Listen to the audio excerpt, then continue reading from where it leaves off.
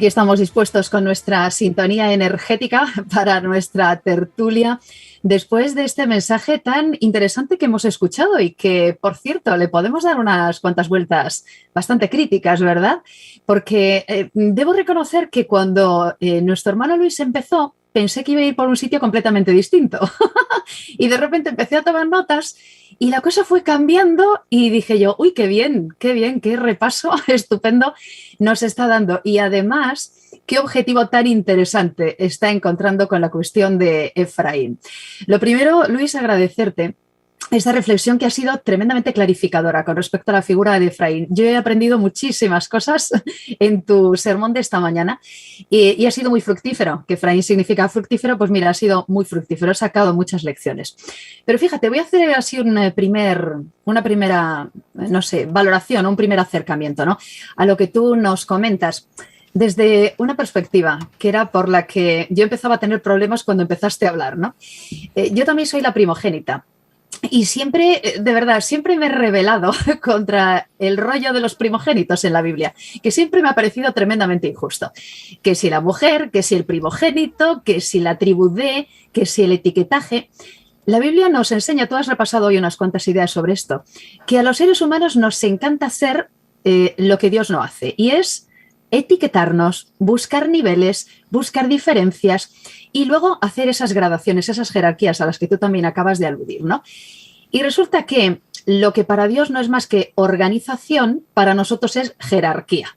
Lo que para Dios era poner un poco en orden aquel follón, porque era un montón de gente, para nosotros es motivo de desencuentro, de pelea, ¿sabes? Y muchas veces también incluso, pues de faltarnos al respeto los unos a los otros o considerar que yo he sido llamada para o yo, ¿verdad? Soy mejor, superior o yo soy inferior porque yo pertenezco a la otra tribu. Afortunadamente y gracias Luis, la cosa es completamente diferente y tú acabas de destacarnos esto, ¿no? Pero yo querría preguntarte para empezar, hablando de bendiciones sobre el mayor, sobre el menor y demás. De todas formas, sí es cierto que hay un llamado y sí es cierto que Dios en muchos momentos escoge y elige. ¿Cómo podemos entonces distinguir lo que realmente es un llamado o que Dios, comillas, haya elegido del etiquetaje erróneo? Porque tenemos que tener argumentos, ¿no?, para poder distinguir lo uno del otro, ¿no? Bueno, muy buena pregunta. Con respecto, por ejemplo, yo veo en la Biblia que Dios, cuando elige a una persona, la hace Dios. Para empezar, lo hace Dios siempre. Siempre Dios es el que da la bendición, en el caso, por ejemplo, de Jacob, en el caso de Efraín. En el caso de Efraín no, en el caso de Jacob y en el caso de los patriarcas. Pero el problema está cuando alguien se pretende a sí mismo bendecido, y además la bendición cuando viene del hombre, cuando el ser humano es el que, porque ha sido bendecido ya en su momento por Dios, puede él bendecir hacer diferencia entre su descendencia en este caso. Cuando Dios elige a una persona, por ejemplo, también lo pensaba en el caso de los discípulos. Jesús tenía diferencia entre sus discípulos.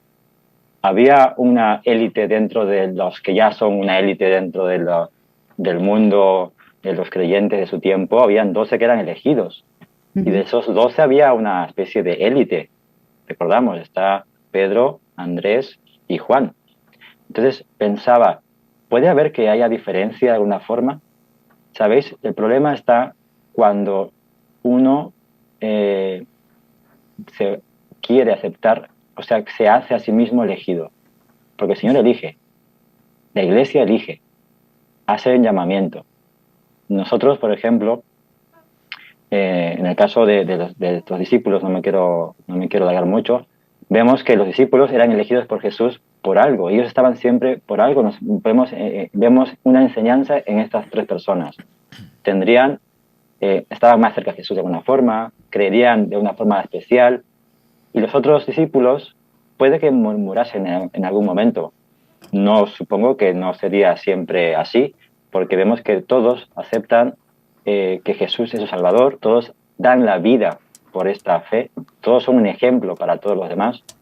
Pero yo veo que cuando uno se pretende más que otro porque sí, y no acepta que Dios sea el que hace este llamamiento puntual en este momento, es cuando hay el problema. Creo que a Dios nos llama a todos de alguna forma. Puede que el llamamiento para algunos sea diferente que el de otros, pero el llamado para cada uno es especial y es para cada uno. También, con respecto a esto, en la iglesia, por ejemplo, nosotros lo vemos continuamente.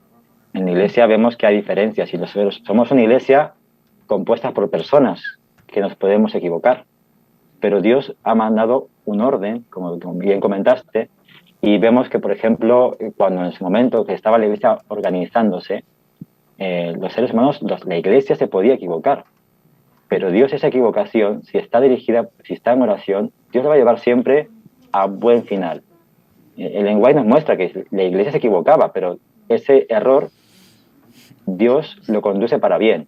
En el tiempo de los apóstoles también se podían equivocar en alguna ocasión, pero siempre estaban a disposición de la comunidad de fe.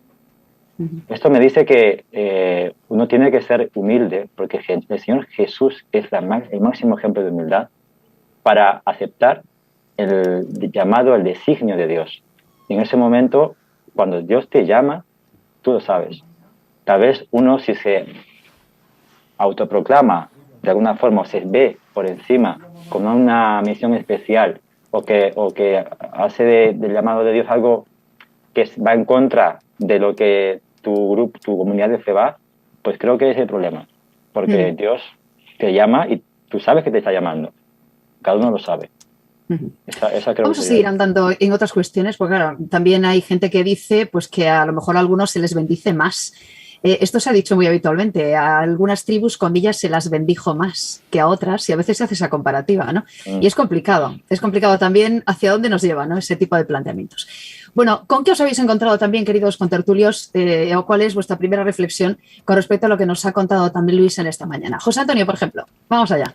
Bueno, pues yo encuentro una respuesta a estas cuestiones que se nos planteaban en el sermón en la disposición que se nos hace de la Iglesia como un cuerpo, ¿no? Con diferentes órganos que el uno sin el otro no son capaces de hacer la misión a la que se llama. También veo cómo es verdad que humanamente el llamado parece que tiene unos privilegios, pero entiendo que el llamado es un llamado de servicio. El llamado de Abraham fue para ser bendición para todas las naciones. Es decir, su trabajo era al final el que esa bendición fuese a todas las naciones. Por lo tanto, quizás nuestro error sea que los llamados, que las distinciones, que los dones sean puestos como una especie de privilegio, de separación, en vez de una vocación de servicio, cada uno en lo suyo, cada uno en lo que ha sido llamado, pero con un mismo objetivo. Otra cosa sería distorsionar, otra cosa sería poner en boca de Dios cosas que no ha dicho ni ha pretendido. Y Dios da dones como quiere. El Espíritu reparte sus dones según Él quiere. A uno le dio 5, a otro le dio 2 y a otro le dio 1. Pero todos tenían el mismo objetivo, doblar, poner sobre esa bendición más bendición todavía. El asunto no es cuánto te ha dado, en qué posición te ha puesto, sino qué estás haciendo con lo que te ha dado, qué estás haciendo con el llamado al que has sido llamado, valga la redundancia. Juanfra, a mí cuéntanos. Sí, a mí se me han removido algunas cosas de todo lo que ha estado compartiendo con nosotros Luis. Esto de Efraín, yo no había caído, ¿no? La relación que tenían, de dónde vienen, ¿no? Y me he tenido que hacer un pequeño esquema porque vais muy rápidos para mí. Pero hay algunas cosas muy interesantes por ejemplo, habéis empezado con el tema de la primogenitura, salvando las distancias, pero buscando por aquí desde que ayer y antes de ayer estaba yo buscando lo que implicaba esto en aquella sociedad patriarcal. Hacemos mucho énfasis en los derechos del primogénito porque hereda más que los demás, porque pues tiene más privilegios, pero va implícito también los deberes, que por ejemplo Esaú no estuvo dispuesto a asumir. y por eso se quiso deshacer de ellos. Entre esto significaba asumir la autoridad dentro del clan, dentro de la familia, y ejercerla. Esa facultad significaba ser el que en los conflictos familiares fuera el que dijera, a ver, se implicara, se mojara, el que mantuviera cohesionado todo lo que era la familia, el tema de la religión, ejercía la labor fundamental de ejercer ese sacerdocio dentro de la familia.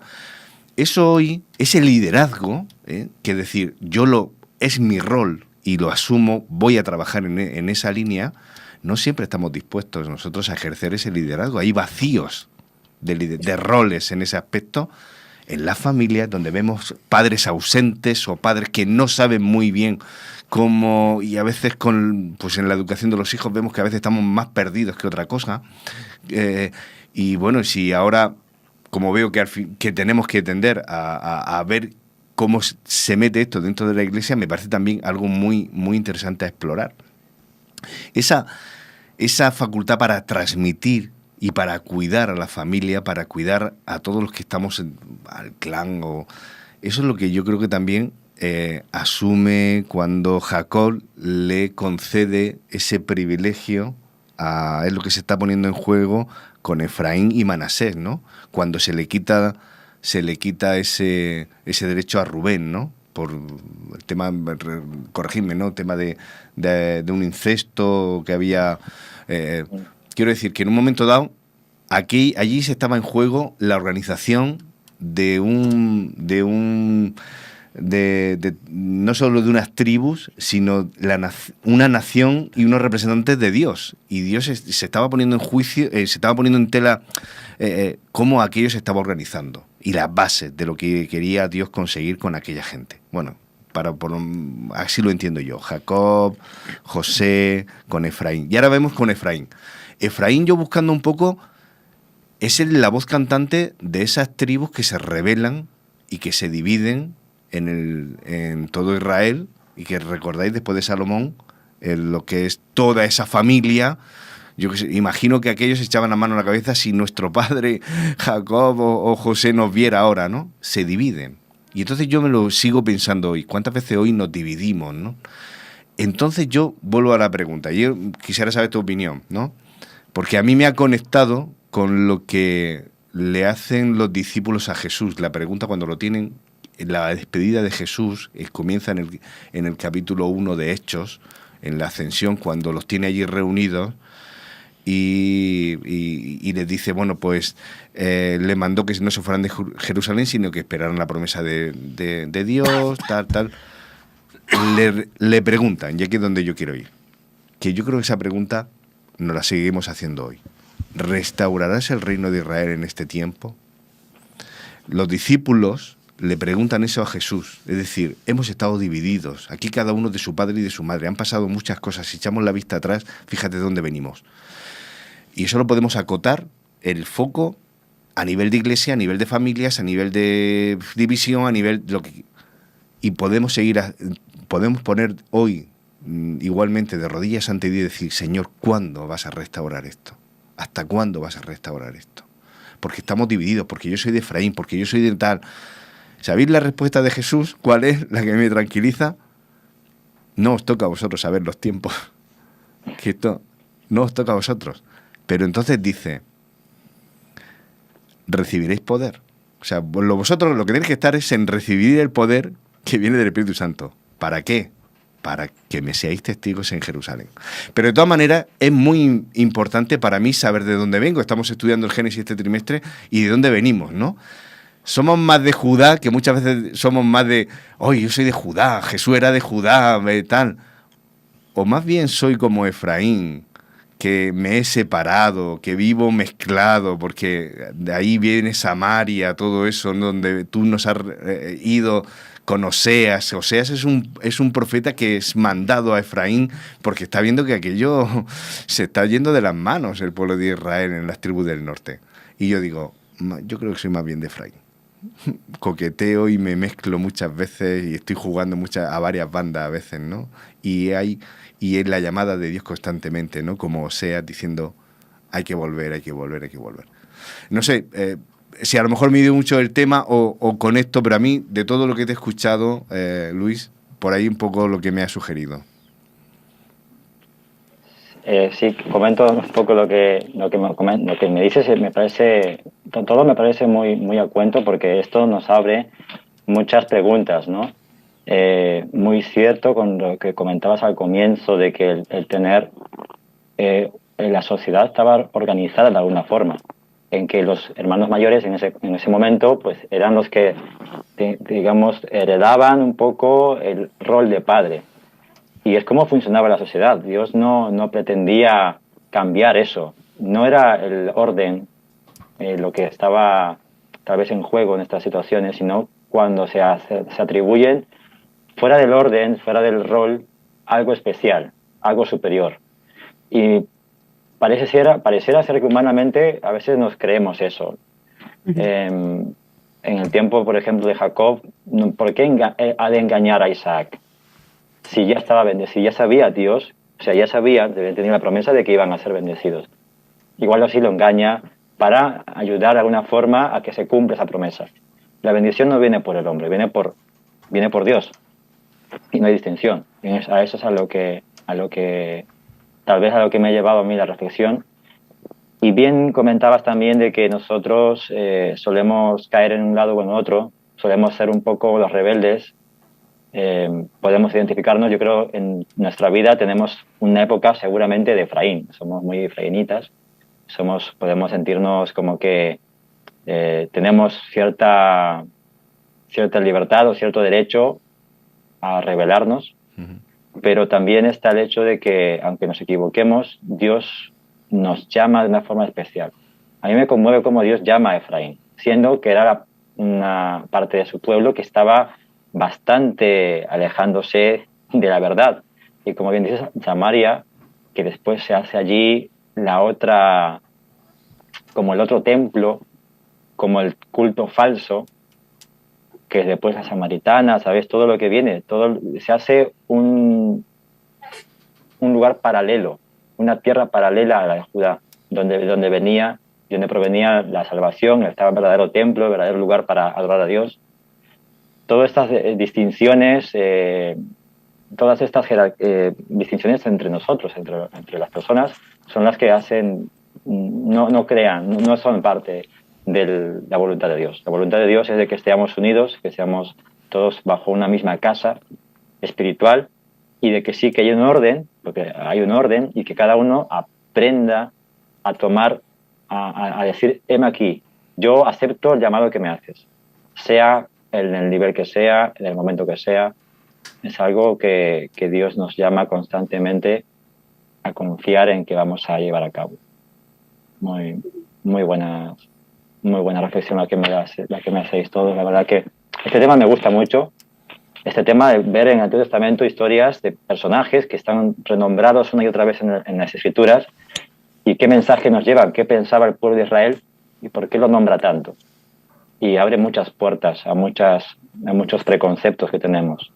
Y como Dios está en cada puerta para decirte, tú eres especial para mí, yo te amo, aunque tú no seas de tal tribu, aunque tú no seas elegido, tú eres especial y te amo igual. Jorge, queremos escucharte también. ¿Cuál es tu primer acercamiento a todo esto?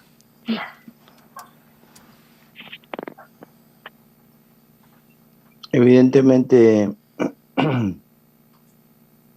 Dios es el que hace llamado, ¿no es cierto? Porque Dios está buscando, Él ha salido a buscar, como dice, como bien pone en la vida, en palabras de Jesús, lo que se había perdido. He venido para buscar lo que se había perdido. Con respecto al tema de la primogenitura, ¿no es cierto? Bueno, es todo un tema aparte en este sentido. Y hay algo un poco significativo. Jacob, como hombre, pues él bendice de manera especial a Efraín. Sin embargo, el devenir de la historia de Efraín y sus descendientes es tristísimo. Dios, cuando uno lee Oseas, va haciendo un paralelismo entre Israel antes de la muerte de Salomón, el Israel único, y Efraín, ¿no es cierto?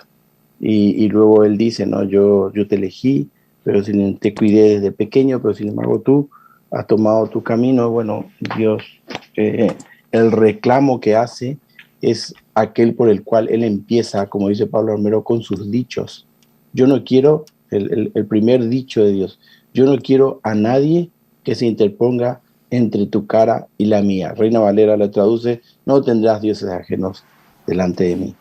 Y acusa constantemente de que ellos, el gran pecado fue la idolatría, es decir, olvidar que Él los eligió, olvidar que Él los ama y apartarse de Él, rebelarse contra Él y finalmente establecer un reino propio con una adoración falsa.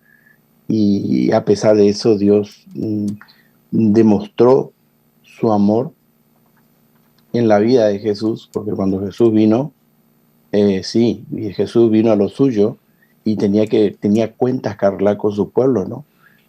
Judá fundamentalmente, pero Jesús no se olvidó de Samaria. De hecho, nosotros vemos en la historia de él cómo él tuvo esos cruces, porque también para ese pueblo él quería y él tenía la salvación. Oye, y además tenemos algún aspecto también negativo, positivo, aparte de los negativos, ¿no?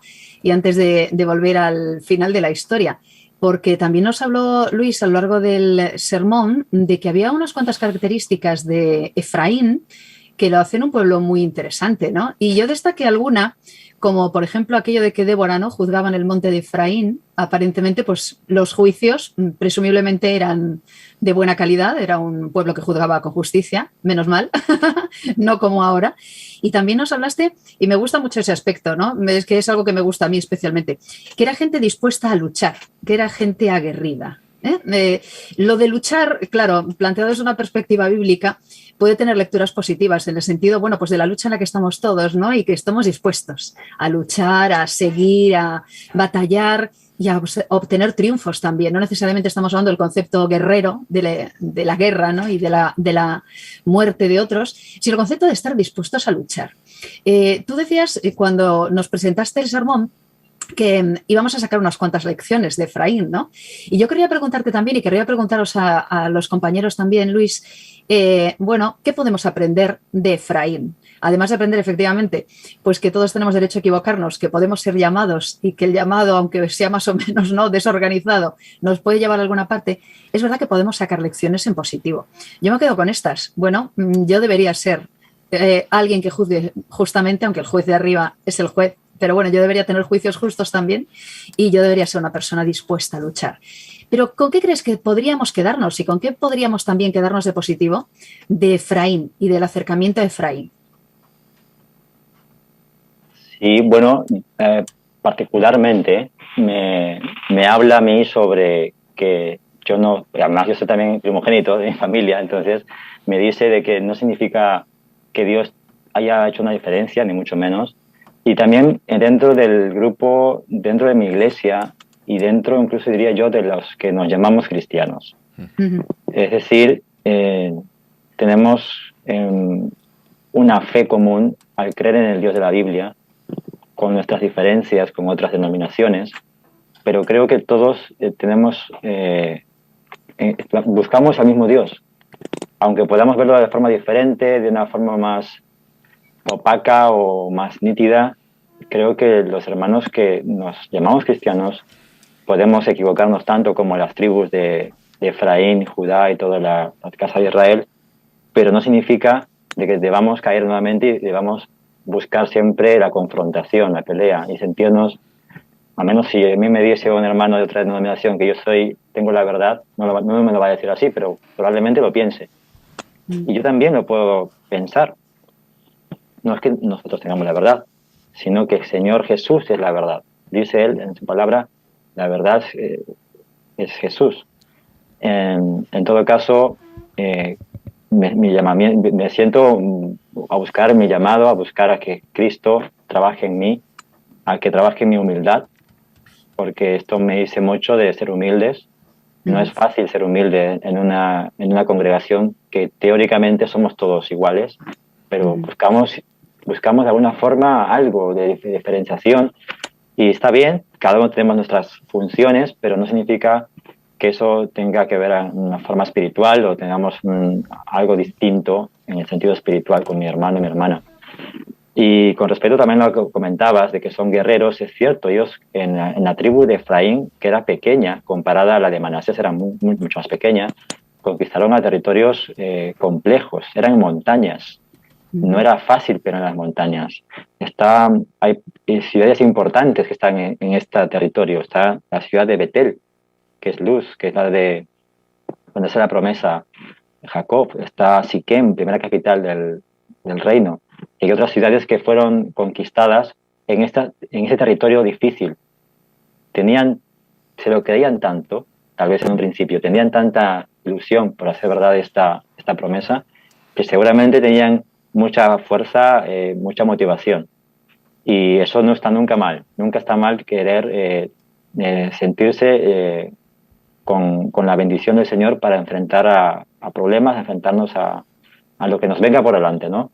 En todo caso, es simplemente esa diferencia que podamos ver al hermano por encima del hombro, que eso es a lo que me llama, lo que me dice. Y bueno, por encima de todo lo que me puede identificar o no con una de las dos tribus, por decirlo así, veo el amor de Dios que me habla de una forma muy cercana, muy paternal, muy íntima, es gráfica su forma de describir. En mi versión pone que se pone a la altura de tus mejillas, que está en la Septuaginta.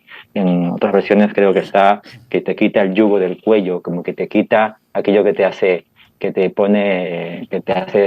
estar abajo, ¿no? Él te levanta a su altura, te abraza y aunque estés perdido y recibas tú la consecuencia de tus errores, él no puede, porque te ama tanto que tiene que luchar consigo mismo. Entonces, él te llama siempre, y ese llamamiento es el que me quedo yo con ese llamamiento, que el Señor nos ama tanto que no podemos rechazarlo, no más.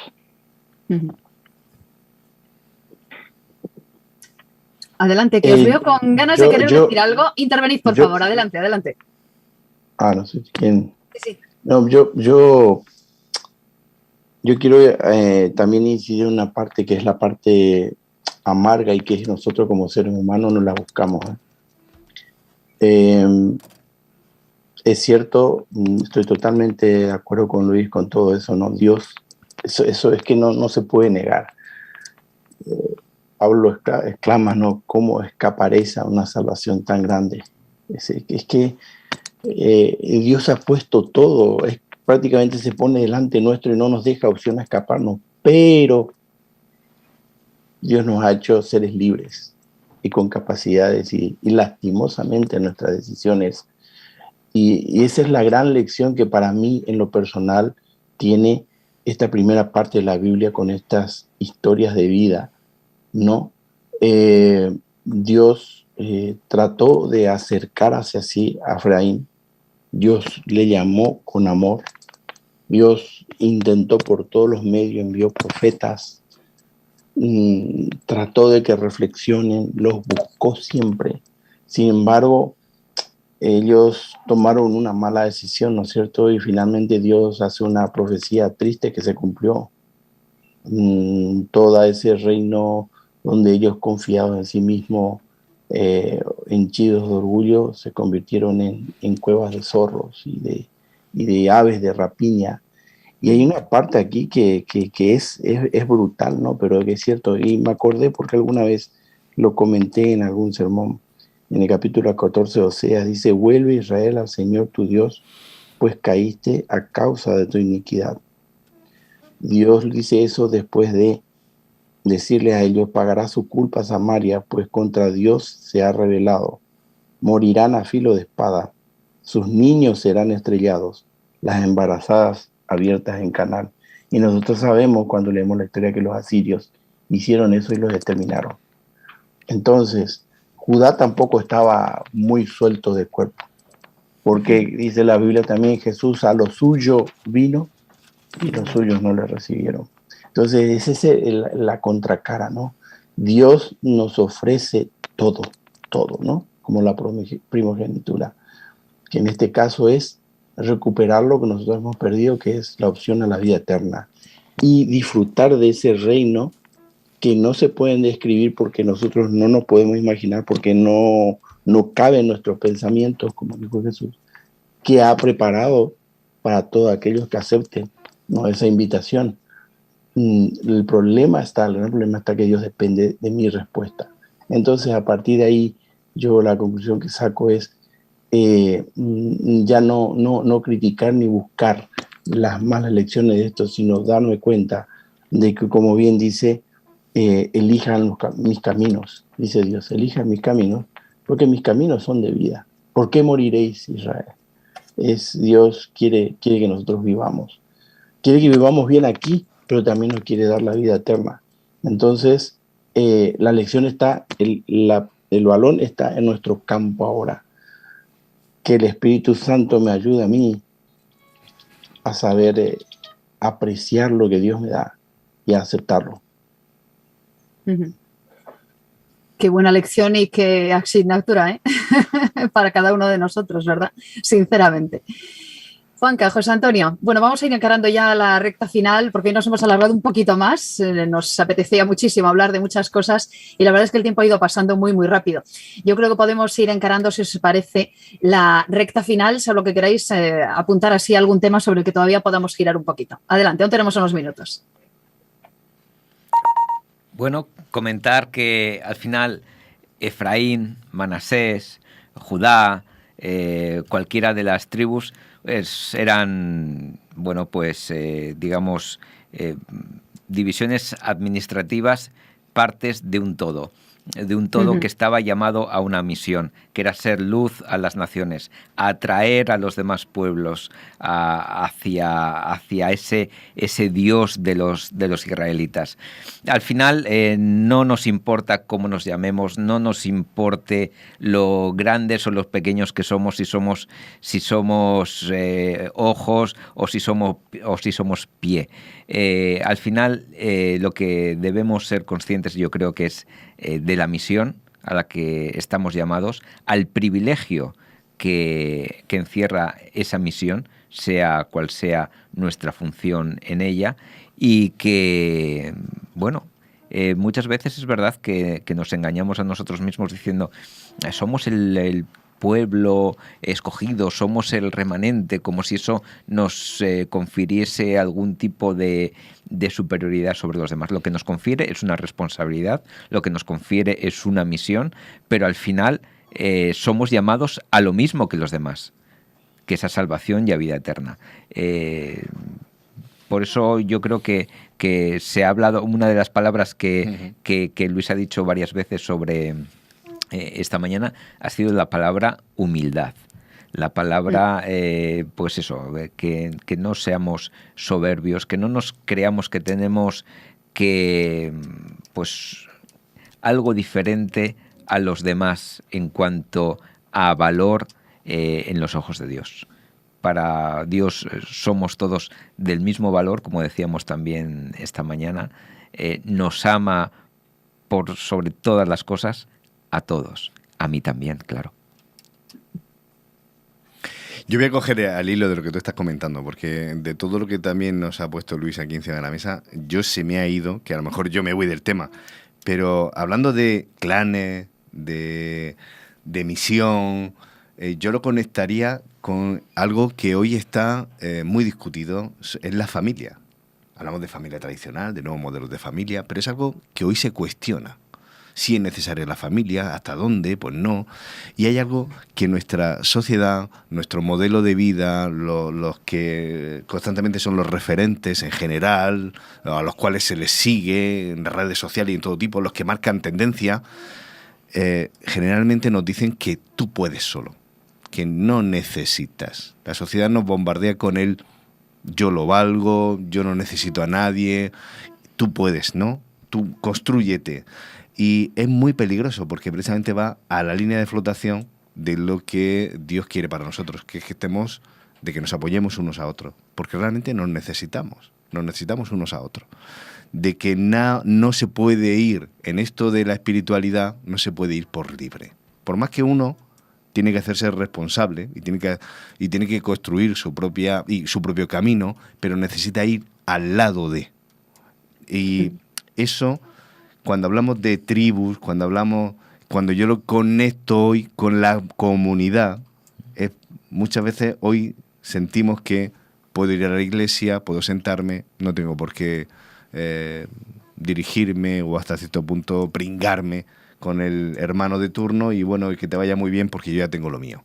Qué peligroso es eso, ¿no? Porque ir así de especial por la vida, de decir, bueno, mi Dios y yo, y soy suficiente, es muy peligroso. Tenemos una misión, Dios quería que construyéramos comunidad, que nos apoyáramos, que tuviéramos una red de apoyo los unos con los otros, y Dios utilizó en su momento la primogenitura, hoy utilizaría Dios seguramente otros sistemas para que sigamos soportándonos, animándonos, motivándonos, construyendo comunidad, construyendo clan, que podamos no solo entre nosotros sustentarnos, sino tener la misión de expandirnos y ser a los demás que no lo son, pues darles a ese Dios que está, ese que es el Dios de mi clan, que sea el Dios de todos, ¿no?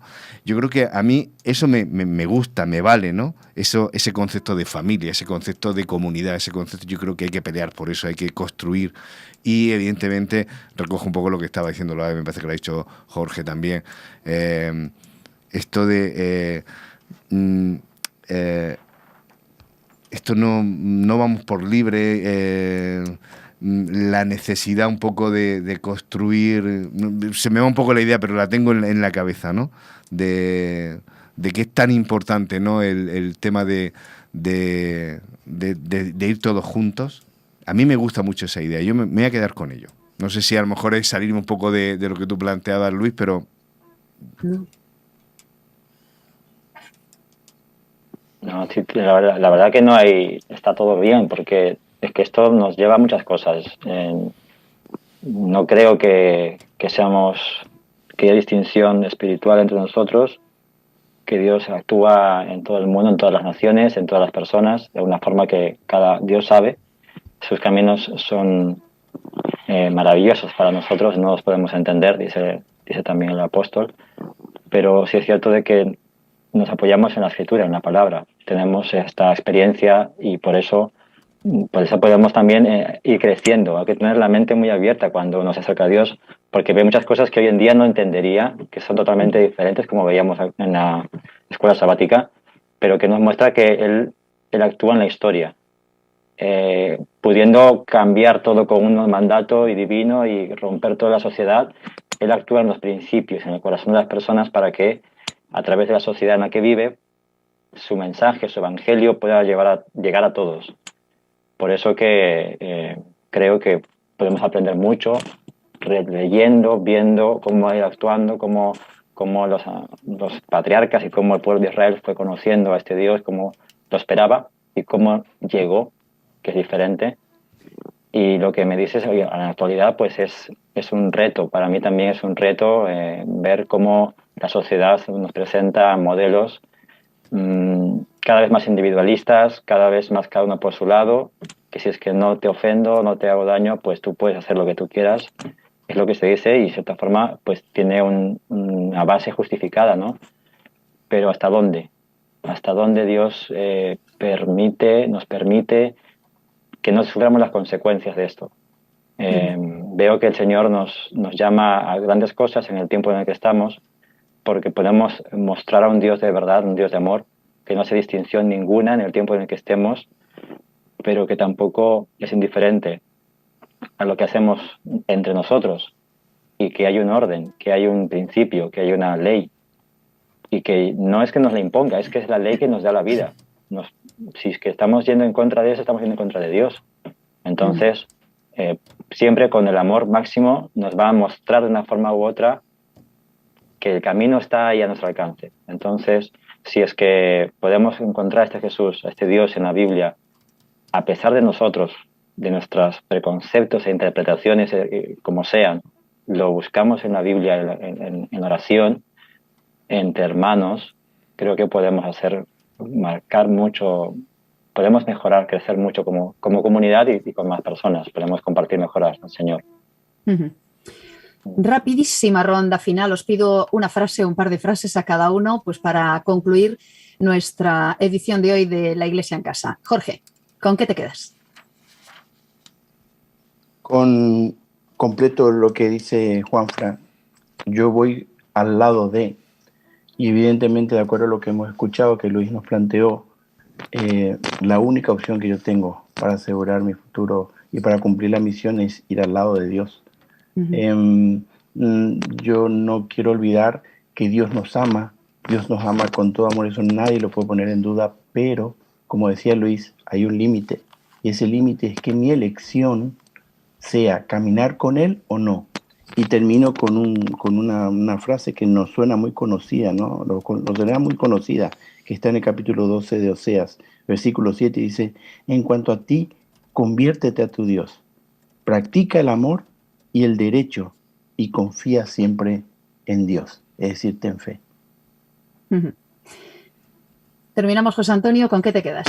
Bueno, parafraseando un poco este texto que nos ha leído Jorge, es decir, has sido llamado, vive a la altura del llamado al que has sido convocado. Pues yo creo que muchas de las guerras, muchas de las distinciones, muchas de las querellas, muchas de las disputas, muchas de las zancadillas que podemos recibir o que podemos hacer a los demás, yo creo que es por falta de actividad, por falta de compromiso, por falta de involucración en la misión. Si estuviésemos ocupados, no estaríamos quizás dispersos en otras cosas. Juanfra.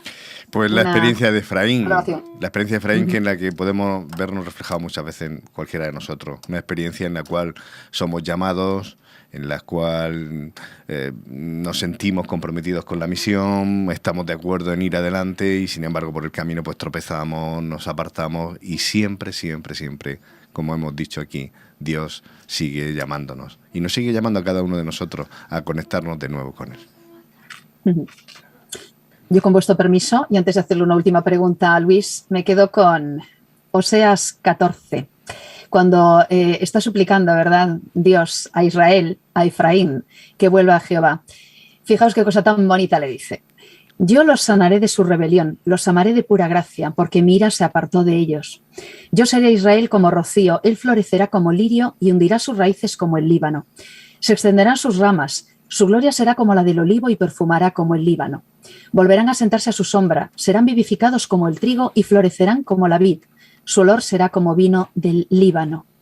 Efraín dirá, ¿qué tengo que ver con los ídolos? Y me quedo con esta parte, es para ti y para mí también. Yo, habla Jehová, lo oiré y velaré por él. Yo seré para él como un pino siempre verde, de mí procederá tu fruto. Qué bonita promesa, qué bonita idea, ¿no? El Efraín, que es fructífero, va a tener un fruto que solo puede ser de buena calidad si proviene de Dios. Una idea muy poética, una idea preciosa además, que nos da Oseas con respecto a Efraín. ¿Cuánto hemos aprendido en esta mañana? Oye, Luis, antes de que te vayas, por favor, nos ha contado un pajarito que está sirviendo en la iglesia de Liria como pastor.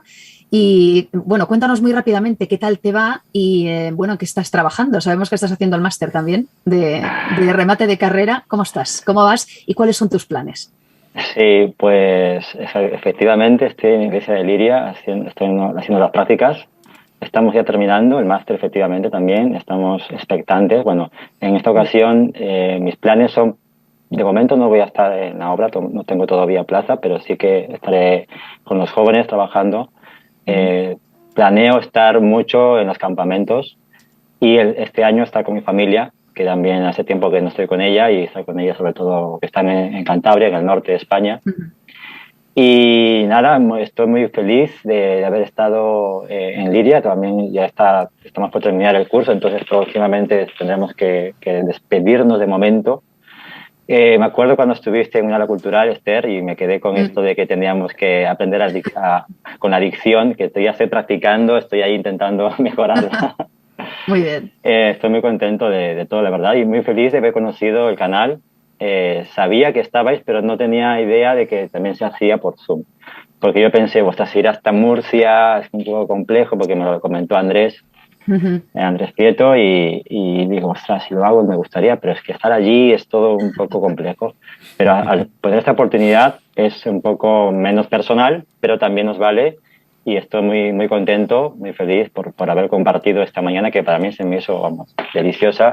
Sinceramente, os agradezco a todos porque sois un grupo increíble de personas aquí que podemos sacar la migaja, sacar el jugo, mejor dicho, de la palabra de Dios. Y nada, muy feliz por todo. Para lo que queráis, estoy aquí disponible. Siempre que haga falta, pues yo estaré también encantado de veros nuevamente. Qué bueno. La tecnología es el regalo que tenemos, ¿verdad? En estos momentos para poder interactuar y podernos comunicar de esta forma. Así que, Luis, te agradecemos de verdad que hayas estado con nosotros. Primero agradecemos a Dios la oportunidad de reunirnos, de poder disfrutar del sábado y de haber pasado esta mañana, que como Efraín ha sido fructífera, ¿eh? Hemos aprendido muchísimo. Y ¿verdad? Le hemos dado muchas vueltas a la cabeza. Yo creo que salimos todos súper entusiasmados con todas las ideas que hemos podido quedar. Muchísimas bendiciones, que te vaya muy bien con la carrera, con el final, con el máster y bueno, si es efectivamente la voluntad de Dios que te dirija también en el camino a sí mismo de ese ministerio, contamos con ello y estás invitado cuando quieras. Será un placer volver a contar contigo. Besos al CEAS de todos los compañeros y compañeras que están por ahí. De nuestra parte también es un placer contar con vosotros. Luis ha estado en el control técnico de sonido, se lo agradecemos, ha funcionado todo una vez más fantásticamente y ha sido una hermosa edición, la 241, gracias compañero, control, edición 241 de La Iglesia en Casa. Volvemos a invitaros, la próxima semana estaremos aquí de nuevo a las 10 de la mañana, Dios mediante, para seguir compartiendo bendiciones, aprendizaje, estudio, inquietudes y todo aquello que también queráis hacernos llegar. Una vez más ha sido un placer, un honor compartir no solo hoy con nuestro orador invitado, con Luis, sino con mis queridos Jorge, José Antonio, Juanfra, gracias. También porque nuestros cerebros funcionan, ¿verdad?, de una manera maravillosa cuando estamos juntos. Se agradece, es una bendición. Queridos, pasad una buena semana, que sea un lindo sábado y volvemos a encontrarnos aquí en La Iglesia en Casa. Shabbat Shalom. Shabbat Shalom.